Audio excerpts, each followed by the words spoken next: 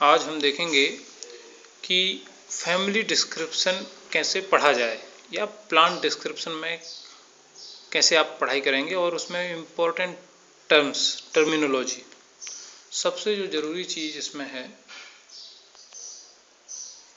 वो है इसकी टर्मिनोलॉजी, कौन कौन सी टर्म्स यूज होती हैं। तो सबसे पहले तो आप बताते हैं प्लांट की हैबिट को हिंदी में हम कहते हैं उसका स्वभाव कैसा है। एनुअल मतलब एक वर्षीय, या बाई एनियल मतलब द्विवर्षीय, या पेरिनियल मतलब बहुवर्षीय। फिर आप उसमें बताएंगे कि वो हर्ब है, हर्ब मतलब साग, जैसे टमाटर का पौधा हुआ, या श्रब है जैसे बेर है, या ट्री है। ठीक है, हैबिट में ये तीन चीज़ें आप बताएंगे। इसके बाद आप उसकी बताएंगे रूट कैसी है, टैप रूट है कि एडवेंटिसस रूट है। टैप रूट में एक मुख्य जड़ होती है और उससे फिर दूसरी जड़ें निकलती हैं, इसी को हम मूसला जड़ कहते हैं। और एडवेंटिसस रूट में क्या होता है कि एक मुख्य जड़ ना होकर इसमें बहुत सारी जड़ें एक साथ निकलती हैं। दूसरी विशेषता टैप रूट जो होती है वो प्लूम्यूल और रेडिकल जो पार्ट होते हैं बीज के, उनमें रेडिकल से बनती है। तो टैप रूट का जो डेवलपमेंट होता है वो रेडिकल से होता है, जबकि जो एडवेंटिसस रूट है ये अब स्थानिक जड़, इसका निर्माण रेडिकल से नहीं होता है। जैसे ये घास में पाई जाती है। टैप रूट द्विबीजपत्री में मिलती है, एडवेंटिसस रूट एक बीजपत्री पौधा में मिलती है। जैसे ये देखिए, ये टैप रूट है एक, इसमें एक मुख्य जड़ दिख रही है आपको, ये वाली, ये मुख्य जड़ है और उससे फिर सेकेंडरी और टर्शियरी रूट्स निकली हुई है। एक द्विबीजपत्री पौधा है, ये देखिए। द्विबीजपत्री पौधे की और विशेषताएं, एक तो मूसला जड़ हो गई और दूसरा इसमें पत्तियों में जालिकावत शिराविन्यास पाया जाता है। जालिकावत शिराविन्यास ऐसे नहीं दिखता, इसको आपको रोशनी में ले जाना पड़ेगा, तब आपको इसमें जालिका दिखाई देगी।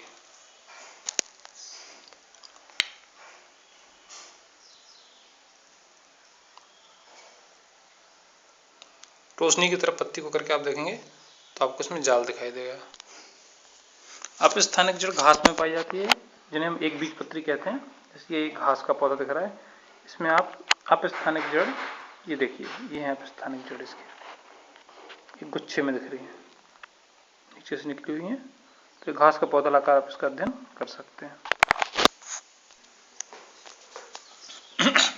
इसके बाद आप स्टेम या तने का वर्णन करेंगे कि हर्बेसियस मतलब साकी है, सॉफ्ट है या बुडी है, इरेक्ट है, ERECT इरेक्ट मतलब खड़ा है, या प्रोस्ट्रेट मतलब लेटा हुआ जमीन पर, हेयरी HAIR हेयरी है, हेयर्स तो नहीं है, या ग्लेब्रस मतलब होता है बगैर हेयर्स के, सॉलिड है या होलो ठोस है कि खोखला है, ब्रांच्ड है शाखाएं हैं कि नहीं, या अनब्रांच्ड है। तो इन टर्म्स को आप बुक से पढ़ सकते हैं।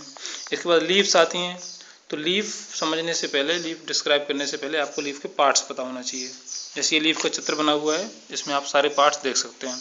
लीफ का जो डंठल होता है उसे हम पीटियोल कहते हैं, और जो उसका मुख्य पार्ट होता है उसे लैमिना कहते हैं। ये हमने लिख दिया लैमिना।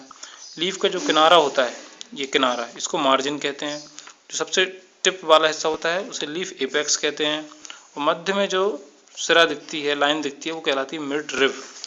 इसको हम आपको एक पौधे में की पत्ती में दिखा देते हैं। जैसे ये देखिए, ये पत्ती है, तो इसमें ये लीफ एपेक्स, ये पूरा हिस्सा, ये इसका लेमिना है, ये मिड रिब मध्य सिरा, ये इसका पीटियोल। एक चीज़ और लीफ में इम्पोर्टेंट होती है, वो है उसके स्टिप्यूल्स। लीफ बेस पत्ती के आधार पर कुछ आउटग्रोथ,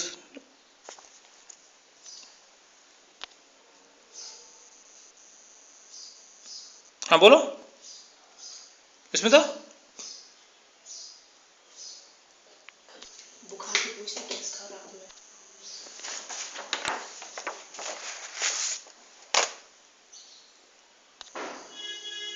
ये देखिए, ये दिख रहा है लीफ बेस पर, ये एक ये है स्टिप्यूल और एक इसके जस्ट दूसरी तरफ, ये देखिए दो हैं, एक इस तरफ और एक इस तरफ, फ्री लेटरल स्टिप्यूल्स कहते हैं इनको।